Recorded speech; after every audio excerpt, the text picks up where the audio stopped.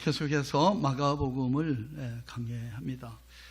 3장 13절로 19절, 오늘은 예수님께서 제자들을 택하신 목적이라는 제목을 가지고 말씀을 보겠습니다. 마가복음 3장 13절로 19절 말씀입니다. 앞에 화면을 보시고 우리 함께 합독하겠습니다. 또 산에 오르사 자기가 원하는 자들을 부르시니 나온지라. 이에 12를 세우셨으니 이는 자기와 함께 있게 하시고 또 보내사 전도도 하며 귀신을 내쫓는 권능도 가지게 하려 하심이로라.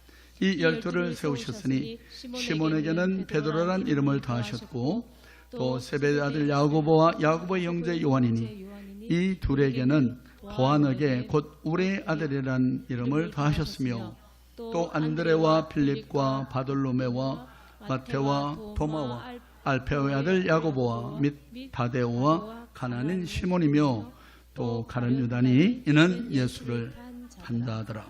아멘. 고마우신 우리 주 여호와 아버지 하나님, 감사합니다. 오늘도 거룩한 성일을 우리 위해서 예배하시고 우리 영혼의 양식을 위해 귀한 말씀을 허락해 주시니 감사합니다. 아버지, 마가를 감동하셔서 이 말씀을 기록할 때 역사하신 성령님이 오늘 말씀을 듣고 전하는 우리들의 심령 가운데 임하셔서 주님이 제자들을 부르신 그 목적을 밝히신 이 말씀을 통해서 오늘 우리들을 주께서 주님의 제자로 부르신 그 뜻을 분명히 깨달아 알아서 아버지여 주의 거룩하신 부르심에 합당히 응답하는 삶을 살아가는 우리의 삶의 변화 역사를 주께서 허락해 주옵소서. 말씀을 듣는 것을 방해한 어둠의 영들을 다 주님이 물리쳐 주시기를 원하옵고 이 시간 온전히 주께 올려드리며 예수님 이름으로 감사하고 기도하였습니다. 아멘. 제가 지난주에 안식일 날 회당에서 예수님이 손 마른 사람을 고쳐주신 일로 인해서 바리새인과 서기관들이 분기퉁 충전해서 예수님을 비난하고 참소했던 사건을 살폈습니다. 그때 예수님께서 뭐라고 말씀했죠? 안식일에 선을 행하는 것과 악을 행하는 것, 사람을 구하는 것과 생명을 구하는 것과 죽이는 것, 어느 것이 옳은가 판단하라. 인자는 안식일에도 주인이다. 그렇게 말씀하셨습니다. 그 일이 있고 난 후에 예수님이 산으로 올라가셔서 밤이 맞도록 기도하셨어요. 산 기도를 주님이 하셨네요. 그죠? 철야 기도도 주님이 하셨네요. 여러분, 마가복음 1장 35절에서 우리 이미 살핀 대로 새벽 5일의 미명에 예수께서 나가사 한적한 곳으로 가서 거기서 기도하셨다. 새벽 기도도 창시자 누구세요? 예수님이세요. 예수님이 산에 가서 기도하시는데 그때 예수님의 심정이 어떠했겠는가? 정말 영혼들을 사랑하고 그들을 끌어안기를 원했지만은 그럴수록 점점 멀어져만 가는 사람들을 보면서 참으로 애석한 마음, 안타까움, 허탈한 마음, 쓸쓸한 그런 심정으로 하나님 앞에 섰을 것입니다. 별빛 속에서 기도하신 예수님께서 그날 밤에 중대한 결심을 합니다. 그것은 바로 12명의 제자들을 선발하는 거예요. 여러분, 본문을 통해서 예수님이 제자들을 선택하신 목적을 우리가 살펴보고요. 오늘 우리를 또한 그의 제자로 부르심의 목적에 대해서 다시 한번 생각해보는 시간을 갖기를 원합니다. 자, 첫째로 같이 우리 볼까요? 자기와 함께 있게 하기 위해서 14절 말씀을 다시 한번 봅니다. 이에 12를 세우셨으니 이는 자기와 함께 있게 하시고, 누가복음 예수님께서 예수님과 함께하는 삶이 최우선임을 우리에게 말씀해 주십니다. 여러분, 누가복음 6장 12절로 19절 말씀해 보면 당시 예수님을 따르는 사람들이 많은 무리였음을 보여줍니다. 예루살렘과 유대 전 지역의 사람들이 왔고 도로와 시돈 같은 이방 지역의 사람들도 왔다고 밝히고 있어요. 누가복음 6장 17절 말씀을 같이 읽어볼까요? 시작. 예수께서 그들과 함께 내려오사 평지에 서시니 그 제자의 많은 무리와 예수의 말씀도 듣고 병고침을 받으려고 유대아 사방과 예루살렘과 투로와 시돈의 해안으로부터 온 많은 백성도 있더라. 예, 많은 무리들이 여기 많은 백성이 모였고, 그 다음에 그 제자의 많은 무리, 그러니까 예수님의 제자가 12명만이 아니라 제자의 무리가 있었다고요. 산 아래에 이렇게 모인 무리들 가운데서 예수님이 12명의 제자들을 따로 뽑으신 것입니다. 여러분 범서에 보면 이 제자들의 이름이 대체로 비슷한 순서대로 나열되는 것을 보게 됩니다. 첫 번째 부류는 뭐죠? 베드로와 또 누구죠? 베드로의 동생 안드레, 그 다음에 야고보와 요한, 빌립과 바돌로메. 6명은 공통점이 있습니다. 뭐죠? 전부 다 갈릴리 바다 어부들입니다. 이 사람들은 대체로 우직스럽고 열심히 예수님을 잘 순종하고 따랐습니다. 그 다음 부류가 세리마테, 도마, 알페의 아들 야고보, 그 다음에 질로딘, 열심당원 시몬. 이 두 번째 부류의 사람들은 보면 의심도 하고 다소 불평도 하고 소극적인 면을 보여줬던 것을 봅니다. 그 다음에 마지막 두 사람이 야고보의 아들 유다와 그 다음에 가룟 유다. 우리가 다 아는 대로 가룟 유다는 예수님을 순복지 않고 예수님을 팔아넘겼던 사람이죠. 자, 이 첫 번째 부류의 사람들 6명의 갈릴리 바다 어부 출신들의 이 제자들이 주님 앞에 어떤 특별한 그런 그 공헌을 했던 것을 우리가 복음서를 통해서 구별된 공헌을 했던 것을 보게 됩니다. 가장 먼저 나오는 이름은 항상 누구예요? 베드로. 그리고 맨 마지막에 항상 등장하는 이름은 가룟 유다. 이렇게 나옵니다. 왜 베드로를 항상 앞세웠을까? 여러분 제가 누차히 말씀드리지만 유대인들의요 그 관행 가운데 요즘 북한의 김정은도 비슷하게 하죠. 뭐 행사라면 서열이 이름이 쫙 기다립니다. 그 순서대로가 서열인 거예요. 앞에 언급되는 사람이 중요도가 더하도록 그렇게 유대 문서에는 기록이 되어 있습니다. 그러니까 베드로를 맨 먼저 앞세우는 이유는 뭘까? 베드로를 보면 굉장히 우직스럽습니다. 그리고 의리의 사나이예요. 믿음의 사람입니다. 예수님이 풍랑 있는 바다를 저벅저벅 걸어가실 때 베드로가 주여 만일 주시거든 저로 하여금 걸어오라 하십시오. 그러니까 오라 그러니까 풍랑 있는 바다를 저벅저벅 걸어갔던 사람이 바로 베드로잖아요. 여러분 좀 지역적인 얘기지만 한 가지 여러분 아실 것은요, 하나님의 나라는요 공평한 나라가 아닙니다. 여러분 이거 착각하시면 안 됩니다. 하나님 나라는 차별이 있는 곳이에요. 여러분이 하나님 앞에 정말 충성스럽게 하나님을 더욱 사랑하고 그렇게 할 때 하나님께서 그를 높이시고 가까이 하시고, 그렇지 않은 사람들을 하나님께서 다소 이렇게 멀리 두시고 이렇게 하시는 분이거든요. 제 말이 성경지 아니겠습니까? 여러분 예수님이 12명의 제자 가운데서 특별히 세 사람을 가까이 했죠. 누구죠? 베드로와 야고보와 요한. 겟세마네 동산에 기도하러 갈 때도 따로 데리고 세 사람 가까이 와서 있게 했고, 변화산에 가서 그 영광스러운 모습을 볼 때도 누굴 데려갔어요? 이 세 사람을 데려갔어요. 저는 생각이 분명히 베드로와 야고보, 요한 이 세 사람으로 하여금 3명씩 맡겼을 것 같아요. 그래서 9명의 제자들을. 이것이 주님이 제자들을 관리하는 어떤 룰이 아니겠나 이런 생각을 해봅니다. 그래서 저도 우리 교회 성도님들이 이렇게 믿음이 좀 성장하신 분이 세 사람을 이렇게 돌보도록, 그렇게 하면 참 좋지 않겠나. 사실은 세 사람 이상 되면 좀 관리가 쉽지 않습니다. 그렇지만 세 분이라고 하면 매주 한 번씩 전화도 하고 이렇게 돌보미가 가능하잖아요. 이에 12를 세우셨으니 이는 자기와 함께 있게 하시고. 자, 여러분 첫째로 주님이 제자들 부르신 첫 번째 목적은 뭐라고요? 함께 있게 하기 와요. 이게 무슨 뜻일까요? 여러분 주님이요, 우리는 일반적으로 주님이 우리를 불렀다고 할 때 뭐 우리를 불러서 전도를 시킨다든가 아니면 무슨 헌금을 하게 한다든가 봉사를 하게 하는 그런 사역을 생각하잖아요. 근데 주님의 1차적인 우리를 부르신 우리 목적은 뭐냐면 함께 하고 싶은 거예요. 그 말은 뭐죠? 우리를 사랑하는, 가까이 두고 사랑하는 대상을 함께 원하는 거예요. 여러분 대부분이 결혼하신 분들인데 여러분 저기 처녀총각 때 연애하던 시절 좀 생각해 보세요. 네, 친구랑 남자친구, 여자친구랑 만날 때 여러분 그 만나는 시간이 어땠습니까? 그 교제하는 그 연애하는 시절에 만나는 시간은 즐거운 시간이잖아요. 뭐 아무것도 안 해도 얼굴만 마주보고 있어도 굉장히 의미 있고 기뻤잖아요. 그죠? 그래서 부모님들은 집 봐가면서 막 몰래 이렇게 만났는데, 이렇게 만나는 게 좋은데 우리가 왜 이렇게 찔끔찔끔 만나? 우리 그냥 같이 만나서 살아. 그래서 여러분 결혼하는 겁니다. 그죠? 네. 살다 보니까 질려가지고 또 뭐 이렇게 하기도 하지만요.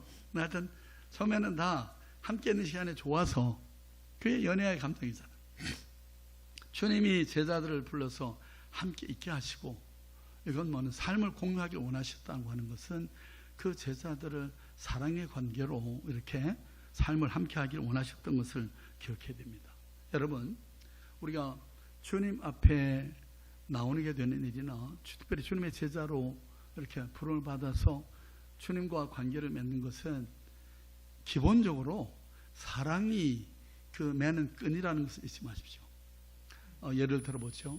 여러분, 베드로가 예수님을 3번 부인했어요. 그리고 이제 나 고기 잡으러 가노라고 그 실패한 마음으로 상실감을 가지고 고향으로 돌아갔잖아요. 밤새도록 그물질했어. 잡은 게 하나도 없었어요.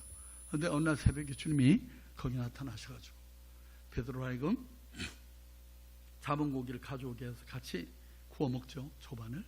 그 해변가에서 조반을 먹고 난 다음에 주님이 베드로에게 다시 주님과의 관계를 회복시키기 위해서 물으신 질문이 뭐였죠? 내가 나를 사랑하느냐?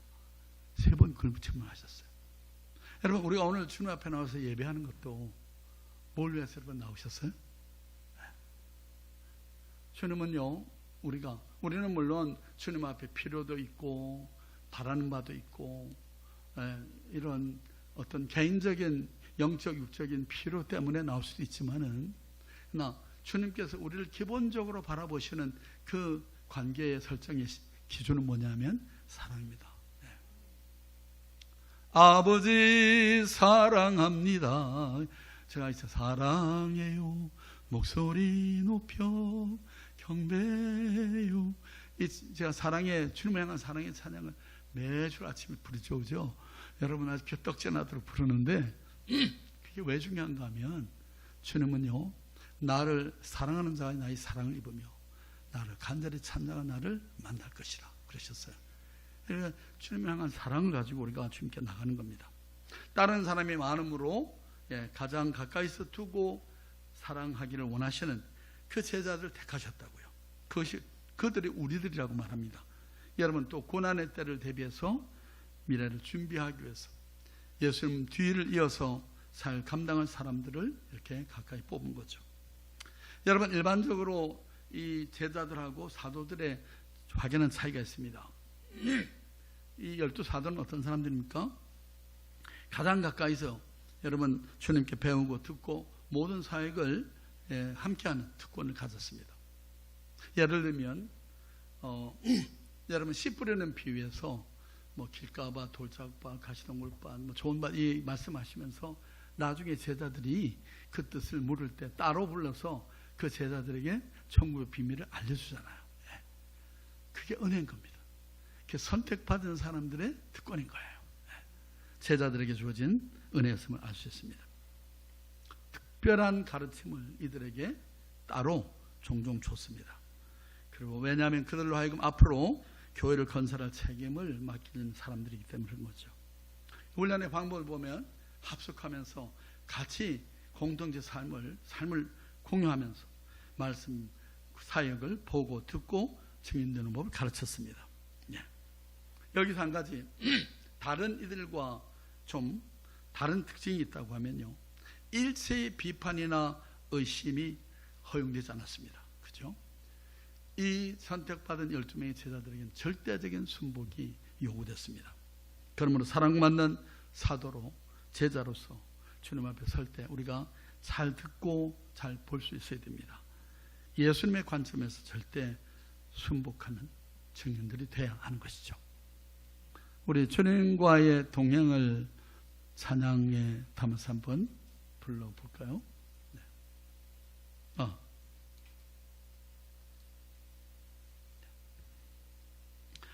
나는야 친구 되신 하나님과 찬양 것입니다. 나는야 친구 되신 하나님과 푸른 초장 한없이 거니네. 손을 잡고 기쁨을 나누면서 단둘이서 한없이 거니네. 손을 잡고 기쁨을 나누면서 단둘이서 한없이 거니네.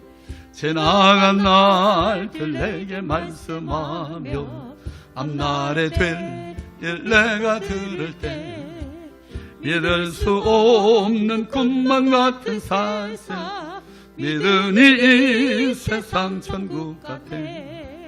믿을 수 없는 꿈만 같은 사실 믿으니 이 세상 천국 같아.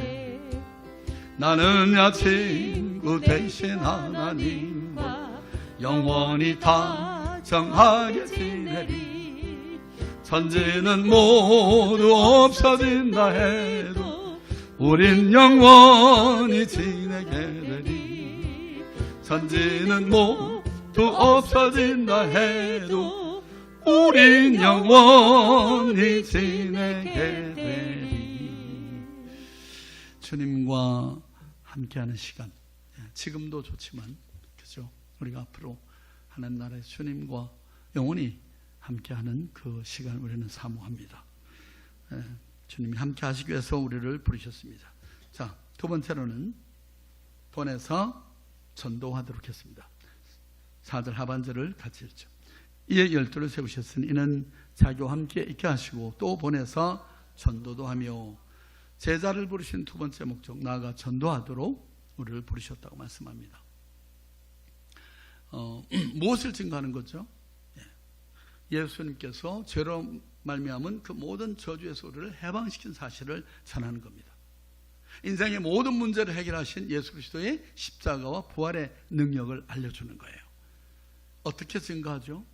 예수님이 하신 방법 그대로 예수님의 사랑을 가지고 연약한 자, 병든 자, 소외받는 사람들을 찾아가서 친구가 되어주고 그들의 문제를 해결해 주신 방식으로 우리는 증인이 될 수가 있는 것입니다.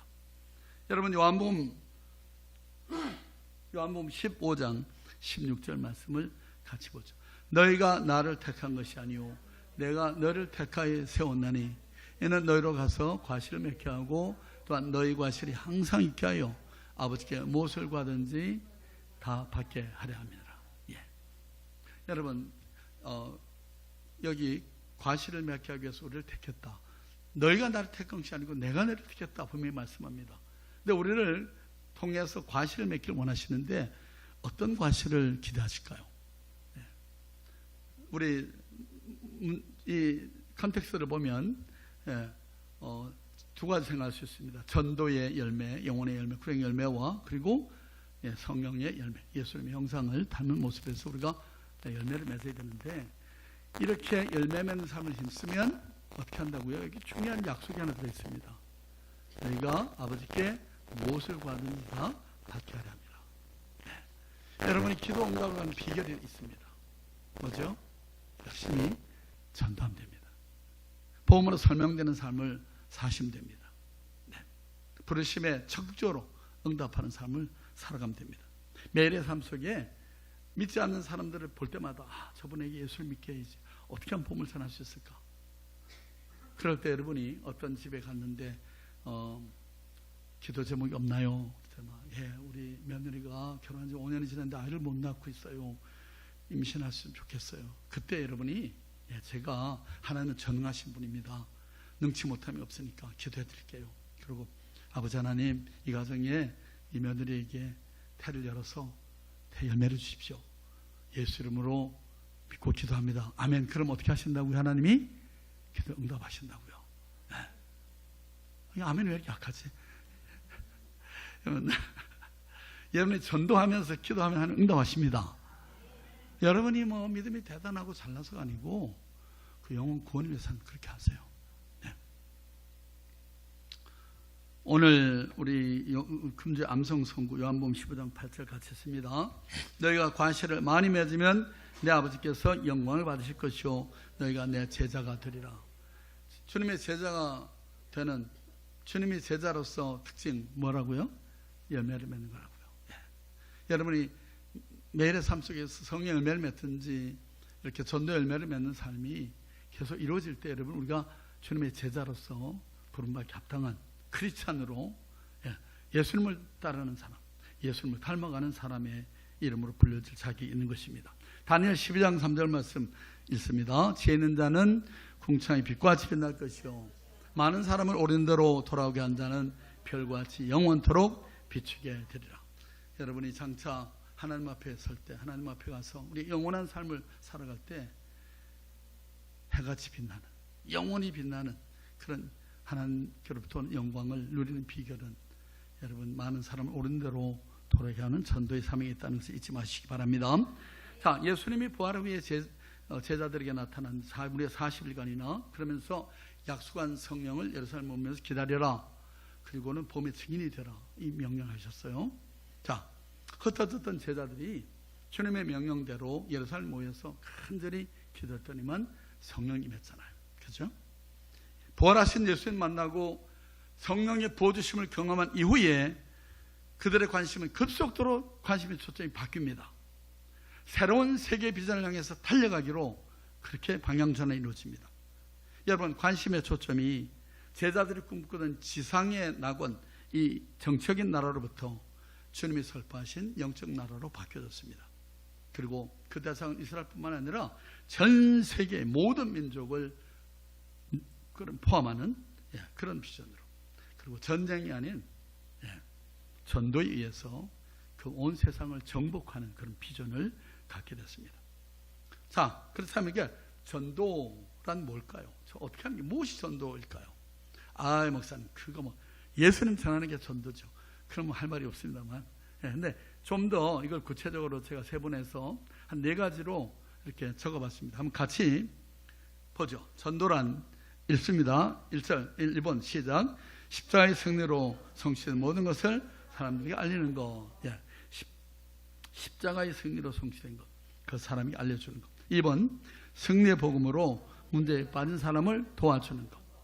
3번, 사단의 세력에 잡힌 영혼을 예수 그리스도의 이름과 권능으로 건져내는 것. 영적으로 사로잡힌 자들을 풀어주는 것. 4번, 사람들 하여금 복음으로 풍성한 삶을 누리도록 도와주는 것. 우리가 말하는 전도는 이러한 것입니다. 단순히 그냥 예수 믿으세요 정도가 아니고요. 그들 가운데 있는 모든 약한 것과 매임으로부터 자유케 하는 것이 있는 거예요. 진리를 날지니 진리가 너를 자유케 하리라. 아들이 너를 자유케 하면 너희가 참으로 자유하리라. 육신의 질병으로부터 해방, 환경의 어려움으로부터 해방, 심령의 모든 눌림으로부터 해방되는, 아니 죽음의 위험으로부터도 해방되는 이 은혜, 이것이 여러분 보험인 것입니다.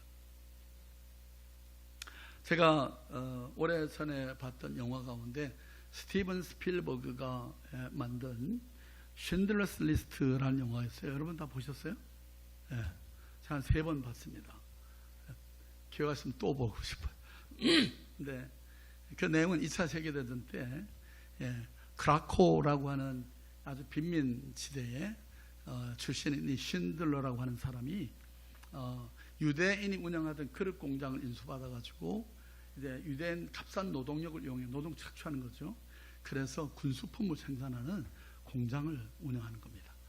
그러면서 이제 그 지역에 책임자로 오는 군 간부를 돈으로 매수해가지고 그래서 이제 사람들을 그 공장으로 오래 그 아우슈비츠에 끌려가는 것을 막아가지고 거기서 공장에서 일을 하고 자기는 또 돈을 벌고 이렇게 한 거죠. 그 유대인 가운데서 아이작 슈텐이라고 하는 회계사가 이 쉰들러를 도와줍니다. 아먼 퀘트라고 하는 소위가 지역 책임자로 부임하는데 아주 잔인한 자로서 막 유대인들을 무자비하게 죽이는 그런 사람이었어요. 그래서 쉰들러가 돈으로 그를 고삼아가지고 협력관계를 맺습니다. 그래서 1,100여 명의 노동자들을 아우슈비츠로 끌려가는 데서 구출해줘요. 이거 영화의 마지막 장면을 보시면 정말 인상적인데 이제 나치가 연합군에 의해서 패퇴되고 항복했다는 소식과 함께 신들러가 이제 공장에 근로자들, 그 유대인 노동자들하고 군인들하고 전부 모아놓고 거기서 연설합니다. 방금 나치 독일이 연합군에 항복을 했는데, 아마 병사들이요, 당신들의 상관으로부터 모든 포도를 죽이라고 명령을 받았을 텐데, 죽일 거면 지금 당장 시행하라고 그놓고는 생명을 살리는 일이 중요하다. 나는 이것을 너희들에게 권면한다. 이렇게 얘기하죠. 그리고 이제 군인들은 떠나가고, 그리고 유대인들이 자기들이 가지고 있던 뭐 귀금속을 꺼내가지고 이빨에 이렇게 은으로 된 이빨을 꺼내 그래가지고 은 반지를 만들어가지고 와서 이 신들에게 전해줍니다. 교제. 근데 그러면서 이 슈텐이 유대인 회계사인 아이작 슈텐이 이렇게 얘기합니다. 히브리의 격언 가운데 한 사람을 구하면 온 세상을 구합니다 라는 글이 거기에 써져 있습니다. 우리는 당신에게 대해서 너무너무 생명 은인으로서 감사합니다 라고 얘기를 할 때 이 신들러가 오해를 합니다. 그러면서 그렇게 얘기하죠. 좀 더 구해줄 거를. 내가 돈을 그렇게 허랑방탕 쓰지만 않았어도 더 많은 생명들을 구했을 텐데.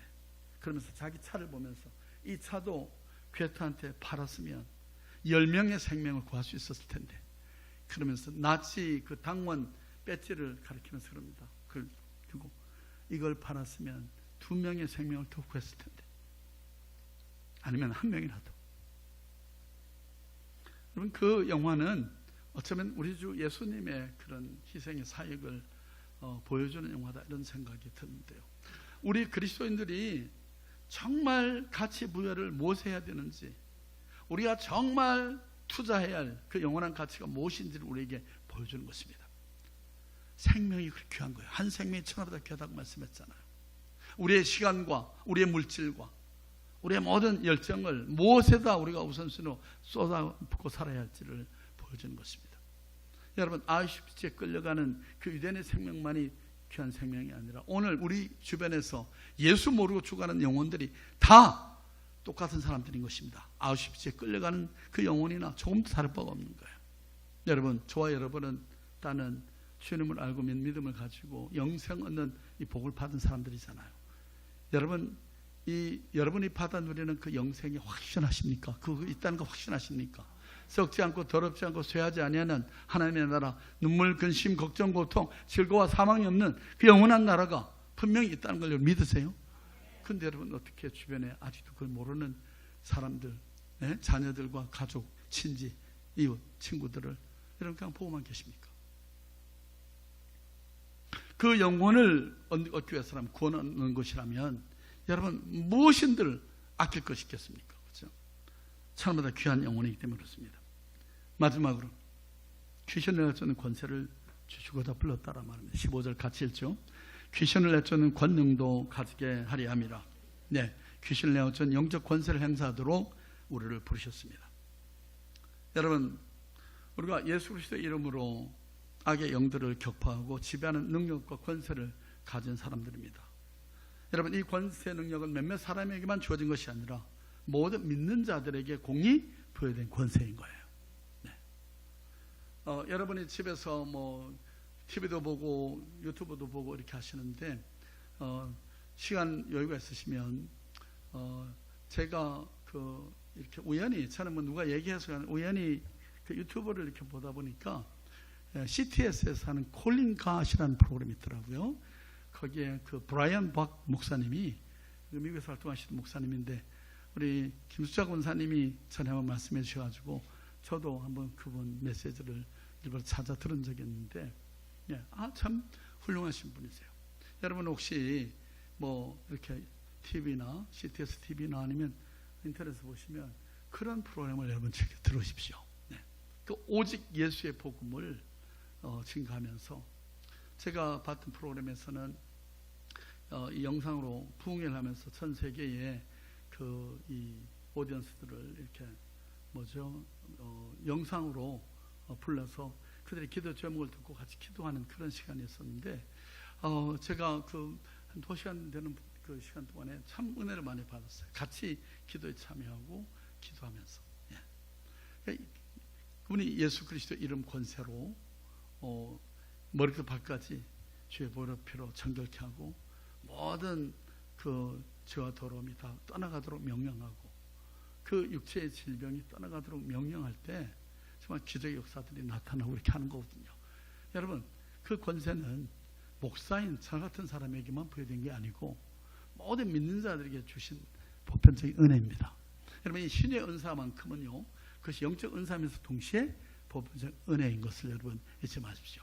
그래서 우리가 예수 그리스도 이름 권세로 질병에 이렇게 매이는 사람이나 또 악한 영들에 의해서 지배받고 있는 사람들을 그들을 쫓아내서 자유케 하는 이 기도 우리가 힘써야 할 줄 압니다.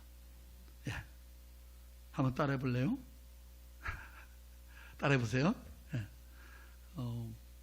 이 성도님의 육체를 공개하는 것이 따라해 보세요. 네. 혹 사단이 부리는 악한 영들의 역사이면 내가 전능하신 나사렛 예수 이름으로 명하노니 묶임받고 떠나갈지어다. 네. 이 형제에게 사단이 심어놓은 모든 저주는 내가 나사렛 예수 이름으로 끊어버리고 하나님의 축복으로 바꿔놓느라. 네. 그걸 예수 이름으로 여러분 명령하면 우리는 아무것도 아니지만 하나님께서 그의 영으로 그런 역사와 능력을 행하신다. 그걸 잊지 마십시오. 제가 전에도 설교 중에 한번 예를 들었는데요.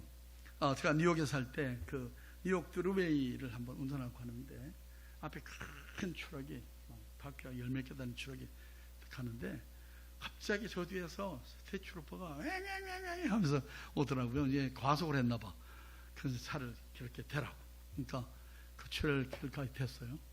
그럼 이제 멀리서 이제 서행을 하면서 보니까 내려오라고 하니까 운전수가 내려왔는데 보니까 헐크같이 생겨 막 입을 키가 막 이런 분이 내렸어요. 근데 트루퍼 이 차에서 내린 경찰이 보니까 여자 순경인데요. 여자 경찰인데 조만한 우리 집사람만 이제 히스패닉 경찰이 다 내려가지고 딱 열어서가지고 막 그 사람한테 뭐라고 이제 당신의 스피드 했다 뭐 얘기하니까 이등째 이만한 사람이 앞에서 가지고 나서가지고 막 봐달라고 그러는 것 같아. 그 모습이 얼마나 우스운지요. 집사람이나 저 좀 보라고 정말 아주 그림이 참 신기하다. 그래서 제가 순간에 머릿속에 뭐가 생각이 됐냐면 여러분 그 헐 같은 사람이 자기 그 육체 힘으로 그 여경을 들어서 내 등 치면 아마 몇십 미터 날려보내도 아마 저렇게 그럴 힘이 있는 사람이에요.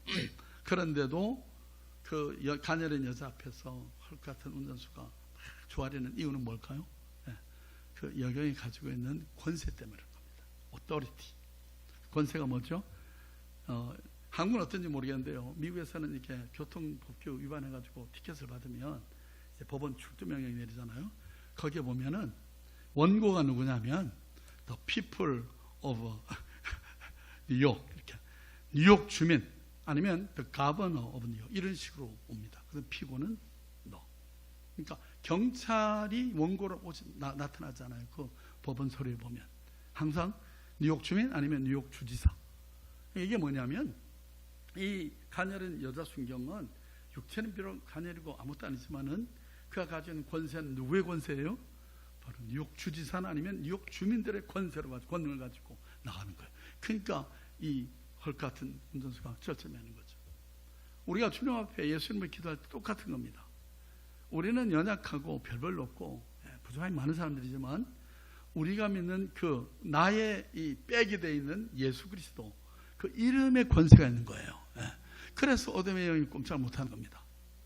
아무리 등치가 커 보이는 사람, 완악하게 보이는 그런 사람이 할지라도 우리가 기도할 때 여러분 하나님 역사를 일으키시는 거예요. 자, 에베소 1장 3절 같이 읽죠. 찬송하려다 하나님 곧 우리 주 예수 그리스도의 아버지께서 그리스도 안에 사는 데 속한 모든 신령한 복을 우리에게 주셨다. 모든 신령한 복, 모든 영적 권세, 복을 우리에게 줬다고 말씀합니다. 예. 우리가 이 권세를 아는 것만으로는 부족합니다. 이것 행사하는 게 중요합니다. 누가복음 10장 19절 주님의 말씀을 같이 했습니다. 내가 너에게 뱀과 정갈을 밟으며 원수의 모든 능력을 취할 권능을 주었으니 너를 해할 자가 결코 없으리라. 믿으시면 아멘. 아멘. 예. 누가 주신 말씀이에요? 주님이 우리들에게 주신 말씀이에요. 원수의 모든 능력을 취할 권능을 줬다고 말씀합니다.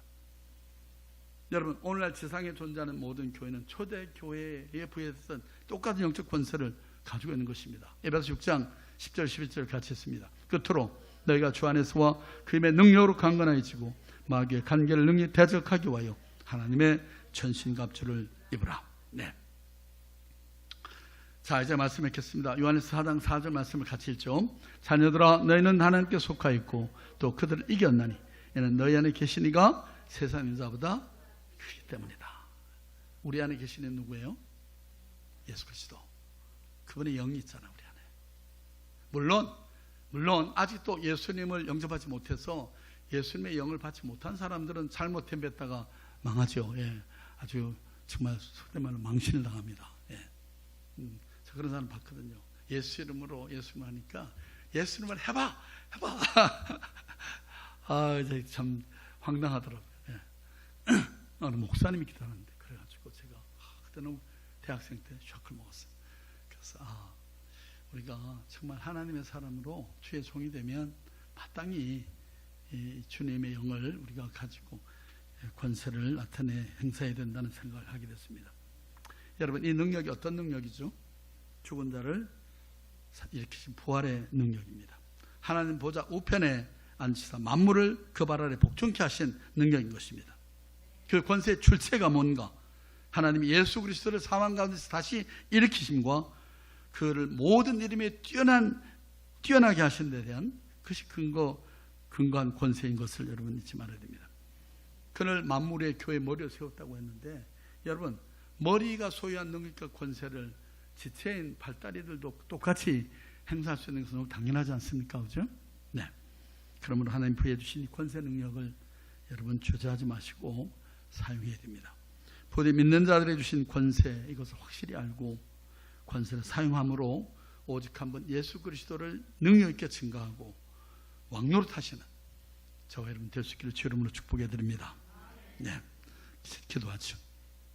좋으신 아버지 하나님 은혜를 감사합니다. 오늘도 우리를 주의 손으로 이끄셔서 아버지 예수님께서 제자들을 12제자를 부르실 때 어떤 뜻으로 목적으로 그들을 부르셨는가를 밝혀주셔서 오늘 우리를 부르신 그 주님의 거룩하신 부르심의 목적을 깨닫게 하셔서 감사를 드립니다. 아버지, 우리를 사랑하셔서 늘 주님과 함께하기를 원하시는 그 주님 뜻대로 우리가 매일의 삶 가운데 주님과 함께 동행하는 삶의 기쁨을 누리며 사는 저희 모두가 되게 해 주옵소서.